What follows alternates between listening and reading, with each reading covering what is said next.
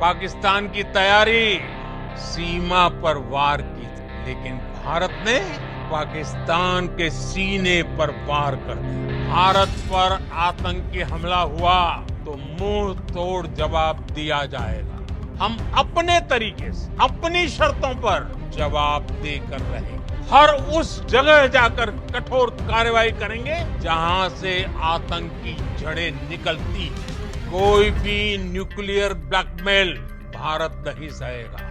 Nuclear blackmail की आड़ में पनप रहे आतंकी ठिकानों पर भारत सटीक और निर्णायक प्रहार करेगा। पाकिस्तान ने हमारे स्कूलों, कॉलेजों, गुरुद्वारों, मंदिरों को, सामान्य नागरिकों के घरों को निशाना बनाया। आतंक पर भारत की कार्रवाई का साथ देने के बजाय पाकिस्तान ने भारत पर ही हमला करना शुरू कर दिया।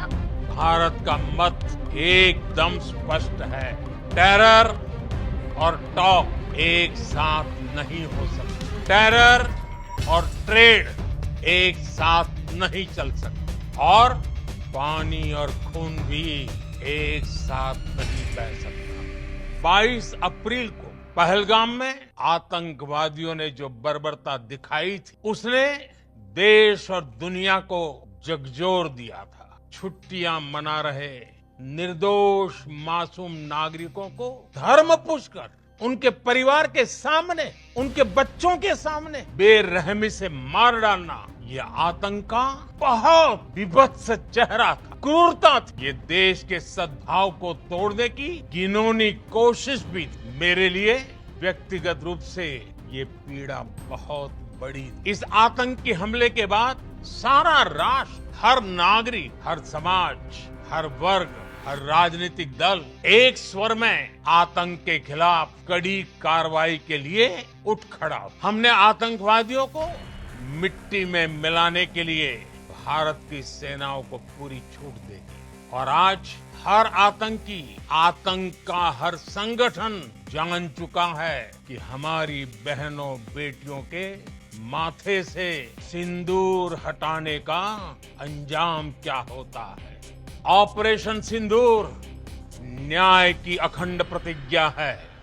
6 मई की देर रात, 7 मई की सुबह पूरी दुनिया ने इस प्रतिज्ञा को परिणाम में बदलते देखा। भारत की सेनाओं ने पाकिस्तान में आतंक के ठिकानों पर, उनके ट्रेनिंग सेंटर्स पर सटीक प्रहार किया। आतंकियों ने सपने में भी नहीं सोचा था कि भारत इतना बड़ा फैसला ले सकता है। बहावलपुर और मुरीद के जैसे आतंकी ठिकाने एक प्रकार से ग्लोबल टेररिज्म की यूनिवर्सिटीज रही है। दुनिया में कहीं पर भी जो बड़े आतंकी हमले हुए हैं, चाहे 9/11 हो, चाहे लंदन ट्यूब बॉम्बिंग हो या भारत में दशकों से जो बड़े बड़े आतंकी हमले हुए, उन सब के तार कहीं ना कहीं आतंक के इन्हीं ठिकानों से जुड़ते रहे हैं। भारत के इन हमलों में 100 से अधिक खूंखार आतंकवादियों को मौत के घाट उतारा गया है। आतंक के बहुत सारे आका बीते 2.5-3 दशकों से खुलेआम पाकिस्तान में घूम रहे, जो भारत के खिलाफ साजिशें करते, उन्हें भारत ने एक झटके में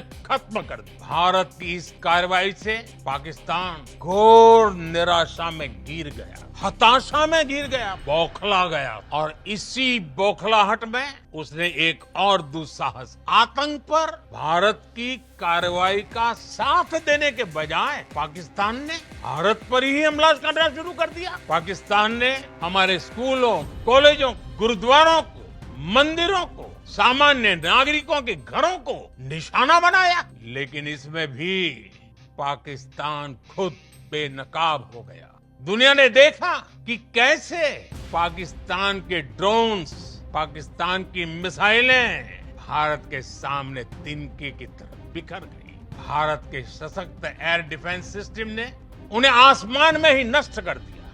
पाकिस्तान की तैयारी सीमा पर वार की थी, लेकिन भारत ने पाकिस्तान के सीने पर वार कर दिया। भारत के ड्रोन्स भारत की मिसाइलों ने सटीकता के साथ हमला किया। पाकिस्तानी वायुसेना के उन एयरबेस को नुकसान पहुंचा जिस पर पाकिस्तान को बहुत घमंड था। भारत ने पहले 3 दिनों में ही पाकिस्तान को इतना तबाह कर दिया जिसका उसे अंदाजा भी नहीं था। इसलिए भारत की आक्रामक कार्रवाई के बाद पाकिस्तान बचने के रास्ते खोजने लगा। पाकिस्तान दुनिया भर में तनाव कम करने के लिए गुहार लगा रहा था और बुरी तरह पीटने के बाद इसी मजबूरी में 10 मई की दोपहर को पाकिस्तानी सेना ने हमारे डीजीएमओ को संपर्क किया।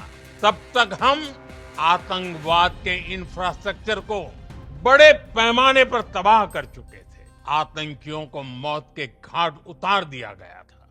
पाकिस्तान के सीने में बसाए गए आतंक के अड्डों को हमने खंडहर बना दिया था। इसलिए जब पाकिस्तान की तरफ से गुहार लगाई गई, पाकिस्तान की तरफ से जब ये कहा गया कि उसकी ओर से आगे कोई आतंकी गतिविधि और सैन्य दुस्साहस नहीं दिखाया जाएगा, तो भारत ने भी उस पर विचार किया।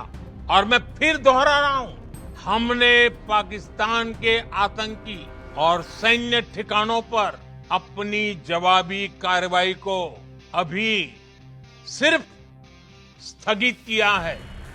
आने वाले दिनों में हम पाकिस्तान के हर कदम को इस कसौटी पर मापेंगे कि वो क्या रवैया अपनाता है। साथियों, भारत की तीनों सेनाएं, हमारी एयरफोर्स, हमारी आर्मी और हमारी नेवी, हमारी border security force BSF, Bharat के अर्धसैनिक बल लगातार अलर्ट पर है। सर्जिकल स्ट्राइक और एयर स्ट्राइक के बाद अब ऑपरेशन सिंदूर आतंक के खिलाफ भारत की नीति है। ऑपरेशन सिंदूर ने आतंक के खिलाफ लड़ाई में एक नई लकीर खींच दी है, एक नया पैमाना, न्यू नॉर्मल तय कर दिया है। पहला, भारत पर आतंकी हमला हुआ तो मुंह तोड़ जवाब दिया जाएगा। हम अपने तरीके से, अपनी शर्तों पर जवाब देकर रहेंगे। हर उस जगह जाकर कठोर कार्रवाई करेंगे जहां से आतंक की जड़ें निकलती हैं। दूसरा, कोई भी न्यूक्लियर ब्लैकमेल भारत नहीं सहेगा।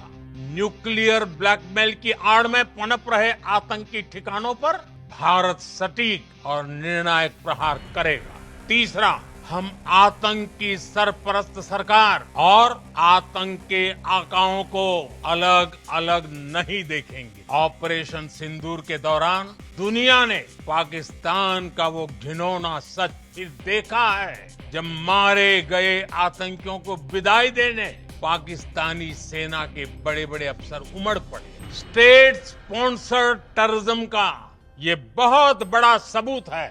हम भारत और अपने नागरिकों को किसी भी खतरे से बचाने के लिए लगातार निर्णायक कदम उठाते रहेंगे। साथियों, युद्ध के मैदान पर हमने हर बार पाकिस्तान को धूल चटाई है और इस बार ऑपरेशन सिंदूर ने नया आयाम जोड़ा है। आज दुनिया देख रही है 21वीं सदी के वॉरफेयर में made in India defence equipments, इसका समय आ चुका है। निश्चित तौर पर ये युग युद्ध का नहीं है, लेकिन ये युग आतंकवाद का भी नहीं है। टेररिज्म के खिलाफ जीरो टॉलरेंस, ये एक बेहतर दुनिया की गारंटी है। साथियों, पाकिस्तानी फौज, पाकिस्तान की सरकार जिस तरह आतंकवाद को खाद पानी दे रहे हैं, वो एक दिन पाकिस्तान को ही समाप्त कर देगा।